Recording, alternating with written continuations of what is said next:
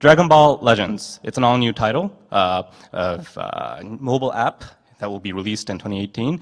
And as you can see on the screen, the gameplay will be in 3D, heavily action-oriented, and also we're pretty excited to talk about it today. We made sure that the details and everything are all fine-tuned so that it's exactly what the Dragon Ball fans wanted on a mobile app. So one of the biggest features that we have for this game actually is the global real-time player versus player on Cloud Network. So let me say that one more time. It's global, it's real-time, and it is actually player versus player. We're not going to muck around with by providing pseudo experiences of player versus player where players fight other player datas. It's not going to be like that. We'll actually have the players be fighting one-on-one, anywhere, anytime. So, you know what, to give you a really good idea as to what it'll be like, we're actually going to have a live demonstration between 2 points. And point A being here, Moscone Center, where Keigo will be playing against another team member of ours that is currently in Japan, our Tokyo headquarters, actually. So I just copy and pasted the Google map, actually. But as you can see, there's 5,100 miles apart. Oh, yeah, that's Ayaka. That's one of our team members. And so she's currently in Tokyo right now. The right screen is her mobile app screen. Left screen is Keigo's. And I would appreciate it if the audio was played in the background a little bit louder. Yes, thank you. OK, so the game itself is one-on-one, but each player can bring up to 3 playable characters. The objective of the game is to defeat the opponent's 3 characters before the opponent. All right, and they're both ready. So, thanks to Google's cloud networking, we managed to create a really stable playing field where users don't really need to worry about internet connection, latency, or whatnot. All they need to worry about is the opponent that's going to be in front of them on the screen.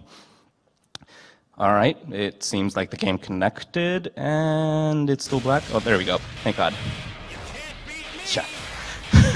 So, the game started right now. Left screen is Keigo. He will probably show off some of the cool cutscenes that each character has, but it's heavily action-oriented, but in actuality, the controls are quite simple. We made sure that it's intuitive, and we made sure that everybody who wants an action game on Dragon Ball can play other players without having to worry about getting their butt handed to them. So, as you can see, Ayaka just activated her special skill.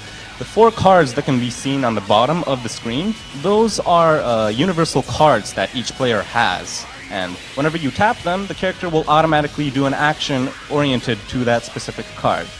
And each character will have something different. For example, you tap the red card, you can do a melee attack. You tap the yellow card, you can do a long-ranged, and the blue one is a special attack.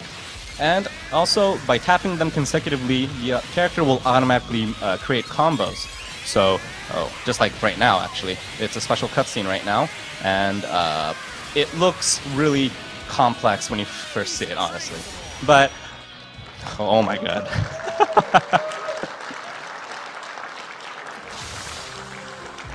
Yeah, see, she had no choice. He's her boss. All right, back to the presentation, please. All right, thank you. So, as you can see, the game As you can see, the game itself runs actually fairly smoothly, even though the connection was done over the ocean. Players who are outside the country that you're living in can obviously definitely fight against you with no worries about latency, any problems in network lag or whatsoever, thanks to the Google Cloud Platform. Honestly, we could not have realized this entire project without this service. And also, as for the second point as to why we use GCP, this entire title, this is going to be a flagship title of sorts for us. It's going to be on a whole new level of just entire bigness. So we know that there's going to be an immense amount of traffic coming in. And the bigger the traffic is, we need to make sure that the infrastructure can handle it. More database, more sharding and whatnot. And the bigger the system gets, the more complex it gets, and inevitably leading to higher just human error and higher chance of human error happening and higher cost for taking care of it. And when we have a title like this, where we have hundreds of thousands of users constantly playing against each other, we want to make sure that they always have the right experience that we prepared for them. So in order to do that, we utilize the Cloud Spanner to create a more simpler architecture so that we don't really need to worry too much about human error happening or other costs that might happen. So another thing that we use the GCP for is stack driver logging and BigQuery. Like you might have heard a couple minutes ago, we want to record literally everything. We want to make sure that we can see what the users are doing and the key performance indicators are used properly so that we can create a constant content update where users have something new to do, users have something to come back to maybe every other day, every day, hopefully every day. But we want to create a content that's constantly evolving. So this is an architecture diagram that we're going to be using for this project. Who here can read this?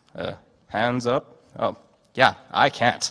But I know what Kigo told me to talk about. So this is basically just an idea of the architecture diagram where how the user connects to the administrator. But in the end, we are going to be providing this service as one big server. We're not going to be separating by regions or areas like you might see in certain large MMORPGs, because that would then kind of lose the point of having a global PvP system to begin with. We want to make sure that every fighter can fight another fighter that's on the other side of the world anytime they want, so that they can just gloat and literally say that they are the best. So, to reiterate, the GCP was essential in this project. We could not have done this player versus player connection where you